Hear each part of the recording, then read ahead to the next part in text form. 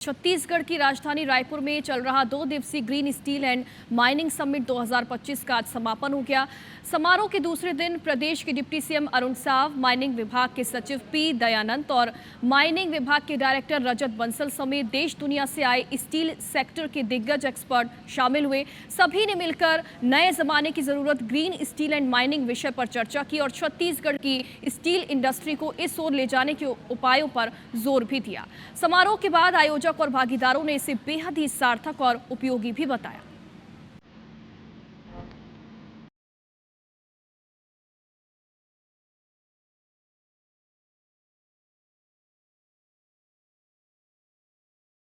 Global warming की चुनौतियों से परेशान दुनिया ग्रीन एनर्जी पर फोकस कर रही है।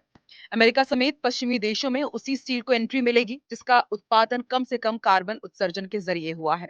छत्तीसगढ़ समेत देश भर की स्टील इंडस्ट्री इस डिमांड के अनुसार खुद को कैसे ढाले, इसे लेकर शुरू हुआ 2 दिवसीय green steel and mining summit 2025 का मंगलवार को समापन हुआ। इन 2 दिनों में अलग अलग सेशन में इस सेक्टर की दिग्गज कंपनियों के प्रतिनिधियों से लेकर ग्रीन स्टील सेक्टर के विशेषज्ञ और स्टील इंडस्ट्री से जुड़े उद्योगपतियों के बीच गहन विचार विमर्श हुआ। तकनीकी सेशन के दौरान स्टील निर्माण के क्षेत्र में इस्तेमाल होने वाली यूटिलिटी की बेस्ट ऑप्शनल प्रैक्टिस पर चर्चा हुई। स्टील प्रोडक्ट्स के ग्रीन निर्माण के रास्ते विषय पर तकनीकी सेशन का आयोजन किया गया। पारन क्लाइमेट की फाउंडर सीईओ मिस अना सांग ने ग्रीन स्टील की वैश्विक पॉलिसी पर विस्तार से रोशनी डाली। सीएसआईडीसी के चेयरमैन राजीव अग्रवाल भी इस कार्यक्रम में शामिल हुए और बताया कि लॉ अयस्क लेकर उद्योग नीति में जल्द ही अभिनव प्रयास सरकार की तरफ से दिखने जा रहा है। कार्यक्रम के दूसरे चरण में ग्रीन माइनिंग पर सारगर्भित चर्चा हुई, जिसमें छत्तीसगढ़ माइनिंग विभाग के सचिव पी दयानंद ने जानकारी दी।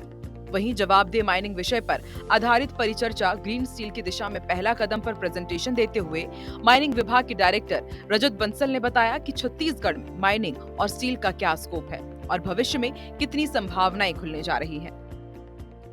हम लोग टेक्सटाइल में जा रहे हैं, हम लोग फर्नीचर्स में जा रहे हैं, फर्नीचर उद्योग जो कि यहाँ नहीं है हम उसमें जा रहे हैं। हम लोग इलेक्ट्रिक और इलेक्ट्रॉनिक्स दोनों अलग अलग विषय हैं, हम उसमें जा रहे हैं। तो कोई भी ऐसा क्षेत्र छत्तीसगढ़ नहीं छोड़ रहा जहाँ के उद्योगपति यहाँ नहीं आ रहे हैं। रायगढ़ के अंदर जिंदल का बहुत बड़ा प्लांट आ रहा है स्टील के अंदर, तो ये हमारा सब जगह चल रहा है। जो सीआईआई है, मतलब ये इतना अभी रिलेवेंट है ये समिट कि जब हम छत्तीसगढ़ की बात करते हैं तो हम आपको मालूम है तो मतलब वो माइनिंग सेक्टर में जो है काम करने वाले लीडिंग स्टेट है, तो उसमें अगर हम ग्रीन माइनिंग की बात करें तो बहुत ज़रूरी है ये। और जो green steel and mining first time इनने ऐड किया है। छत्तीसगढ़ में जो स्टील और आयरन इंडस्ट्री है वो पूरे देश में सबसे मजबूत मानी जाती है, उसका जो इकोसिस्टम है सबसे मजबूत माना जाता है। और हम मानते हैं और भारत सरकार का भी ये मानना है कि जो ग्रीन ट्रांजिशन है उसमें भी छत्तीसगढ़ एक लीडिंग भूमिका निभा सकता है। जैसा कि अभी प्रेजेंटेशन में भी बात हुई कि छत्तीसगढ़ के जो व्यापारी हैं जो ऑलरेडी स्टील सेक्टर में काम कर रहे हैं, टेक्नोलॉजी अडॉप्शन में भी वो बहुत आगे हैं और आने वाले समय में हम स्टेट गवर्नमेंट की तरफ से सोच रहे हैं कि हम लीडिंग स्टेट बन सकते हैं। कार्यक्रम के आखिरी पायदान पर आयोजित सीईओ सेशन बेहद शानदार रहा।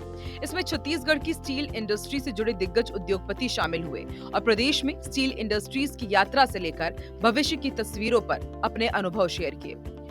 सारडा एनर्जी एंड मिनरल के चेयरमैन कमल सारडा ने बताया कि छत्तीसगढ़ में हॉट चार्जिंग तकनीक का इस्तेमाल कर सबसे कम कार्बन उत्सर्जन कर स्टील तैयार करने का बहुत बड़ा काम गोयल ग्रुप ने कर दिखाया था। वहीं श्री बजरंग पावर एंड इस्पात लिमिटेड के मैनेजिंग डायरेक्टर नरेंद्र गोयल ने कहा कि ग्रीन की जगह क्लीन स्टील एंड माइनिंग का स्लोगन उचित होगा। कार्यक्रम के आखिर में सीएफओ राउंड हुआ, जिसमें डिप्टी सीएम अरुण साव शामिल हुए। इस दौरान निजी और सरकारी क्षेत्र के दिग्गज एक्सपर्ट ने न सिर्फ अपने विचार रखे बल्कि सवालों के जवाब भी दिए। जिस तरह से अलग अलग विषयों पर यहाँ पर चर्चा हुई है, बातचीत हुई है और जितनी गंभीरता से विषयों की चर्चा यहाँ पर हुई है और आज की आवश्यकता है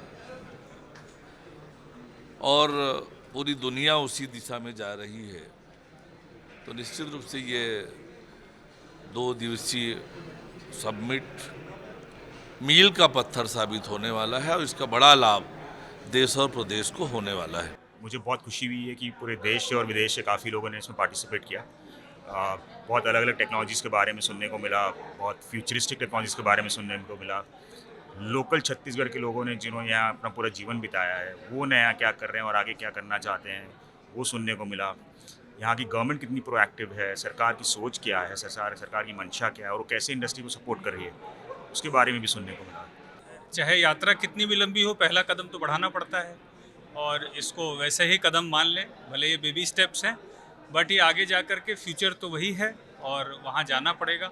और ये बहुत अच्छी बात है कि सिद्धार्थ जी के नेतृत्व में और हम लोगों ने ये एक छोटी सी शुरुआत करी है और इसका एक बड़ा वटवृक्ष दिखेगा आने वाले सालों में और इसमें मेरे को पूरा विश्वास है। ग्रीन स्टील और ग्रीन माइनिंग में पूरे देश में एक मुहिम चलाई है प्रधानमंत्री जी ने, और उस विषय में सभी लोग अपने क्षेत्र से जो कुछ कर सकते हैं, भले ही वो ईवी व्हीकल्स के साथ में है, भले ही वो रिन्यूएबल सोर्सेज जैसे सोलर में, हाइडल में, सब में इन्वेस्टमेंट कर रहे हैं। और आगे सब चाहते हैं कि हम यहाँ से छत्तीसगढ़ से स्पेशली हम स्टील इंडस्ट्री से ग्रीन स्टील और क्लीन स्टील बनाएं और हमारे देश में और प्रदेश में इंडिया का नाम, छत्तीसगढ़ का नाम रोशन करें। ग्रीन स्टील एंड माइनिंग का लक्ष्य पाना फिलहाल एक चुनौती से कम नहीं है, लेकिन वर्तमान चुनौतियों को देखते हुए इस विकल्प को अपनाना ही होगा। CII की ये पहल उस लक्ष्य को पाने की दिशा में एक छोटा ही सही लेकिन सार्थक कदम जरूर है। राजेश राज, IBC 24, रायपुर।